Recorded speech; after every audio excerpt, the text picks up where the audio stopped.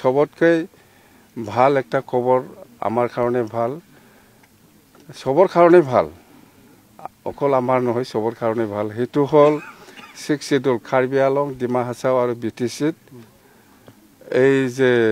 দুজন মাইকী লোৱাটো হেতু বেন কৰিছে বেলেগত কিন্তু বিটিচিত বেন কৰা নাই কেবিনেটে ডিসিশন লৈছে হেতু বিটিচি কাৰ্বি আলং আৰু ডিমা হাছাও তাৰমানে বড়ো হওক কোনোবা মুছলিম হওক ৰাজবংশী হওক বা যিকোনো মানুহে দুজন ল'ব পাৰে বুলি কৈ আছে কি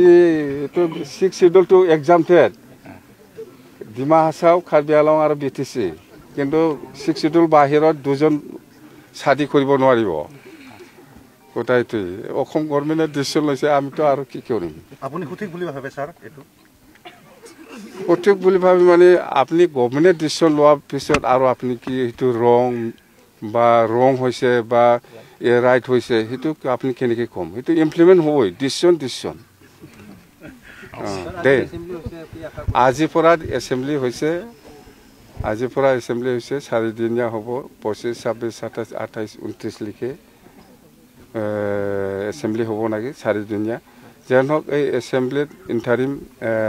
সৰকাৰ চলাবৰ কাৰণে এই এপ্ৰিল লিখে যাতে সৰকাৰ চলোৱাৰ ক্ষেত্ৰত একো অসুবিধা নাপায় ইয়াৰ কাৰণে কিছু বাজেট কৰিব ইন্টাৰিম বাজেট হেতুৱে